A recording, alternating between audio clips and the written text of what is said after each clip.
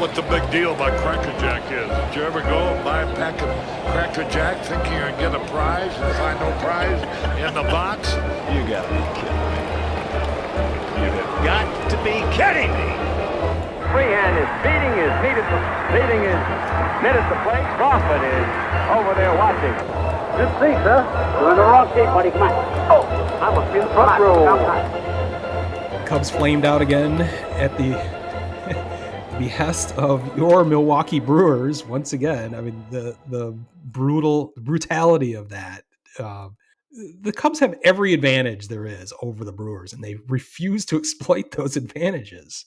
They have infinitely more resources than the Brewers could have financially, and they just choose not to use it. And this now coming to a head with the Kyle Tucker situation, which if they wanted to, they could easily sign Kyle Tucker to an extension, and they're not going to do it. And I kind of don't blame them. The Kyle Tucker tenure in Chicago is very odd. He had a great first 2 months where he looked worth every penny of what was rumored to be maybe a $400, $500, $600 million contract, which now sounds laughable considering what has happened over the second half of the season with, through no fault of his own. He had multiple injuries. He had a fractured wrist, fractured hand that he actually played quite well through in June, but then that ended up being maybe a crutch, maybe a real reason, but for his lower production, maybe an excuse. I don't know. And then he got a calf injury late in the year that affected him into the playoffs.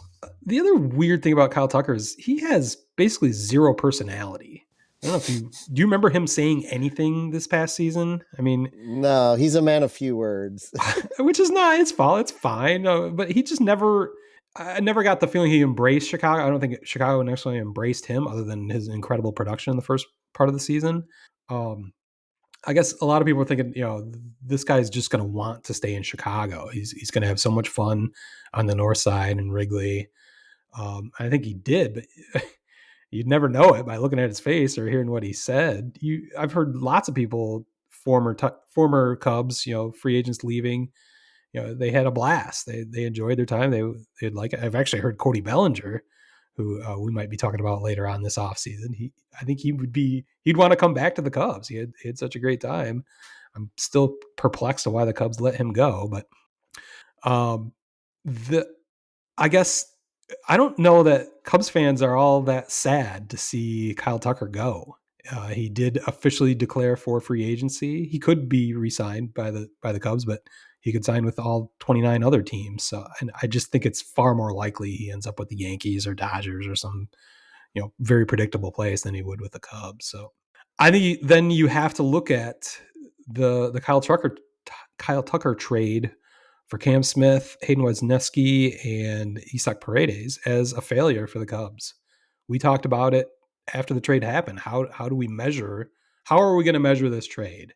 And there are two ways that the Cubs win.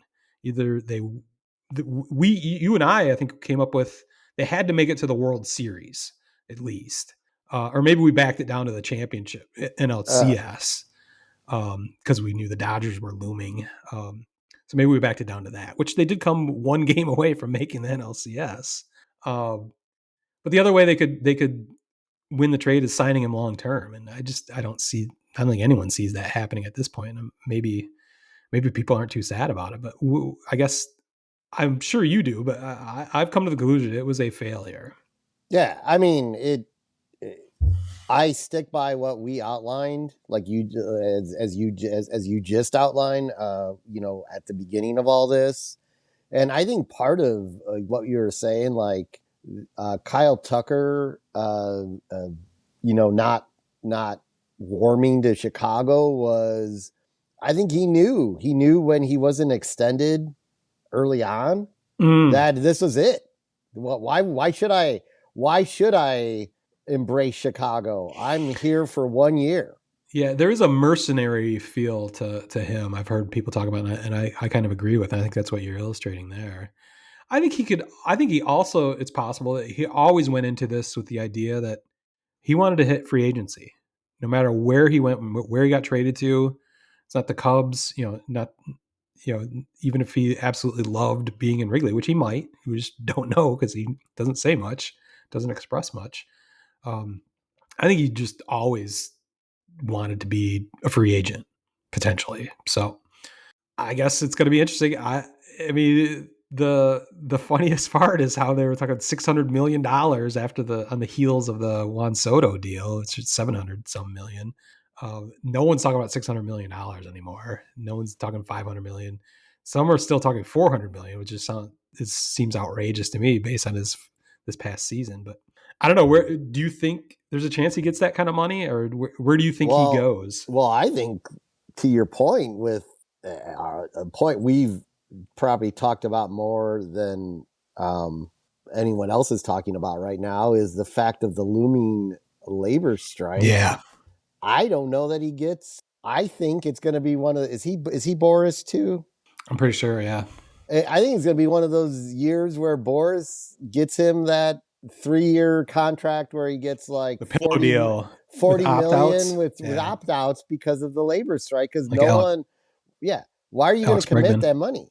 Yeah, I don't know. That's why this is going to be. I mean, this is an unprecedented offseason with that looming. I think it's going to be fascinating. I think. Usually we're crestfallen and struggling through the off season, finding content for us to talk about. I think we're gonna have no problem finding content for us to be talking about throughout the entire off season. And to your point about like going back to the Tigers and going for it, why not? Because this is the year to be able to get these guys on non-long-term contracts because no one's going to be offering them that. Yeah. You're going to be getting they're all going to be like these 2 and 3 year deals with opt-outs. That's what everyone's getting. In fact, the landscape will probably be wide open for any team that's looking to make a step forward this year to be able to do that. I think you're right. I'm kind of fearful of that because those deals don't get done until basically when spring training starts. So this could be the opposite of what I was just thinking. Could be the slowest free agent season we've seen. Just because everyone's going to, especially Boris clients, are going to be holding out for multi-year deals, which I think you might be right. The teams are going to be reluctant to sign long-term deals. So I don't know. I hope there's a ton of action and unprecedented moves just because we're in unprecedented times. But yeah, that's kind of a scary scenario if you bring that. I think there's logic to it, but I think in that case, I think we might be having a very quiet free agent season until the last minute. Yeah, I mean, it'll be interesting. It's baseball always seems to surprise us. So we'll see we'll see what happens this year. That's why we're here. One guy poured beer all over my head. The guy said, "How can you take that?" I said, "Look, that man didn't do nothing. He poured some beer on my head. He's just showing he's a White Sox fan. There ain't nothing wrong with that."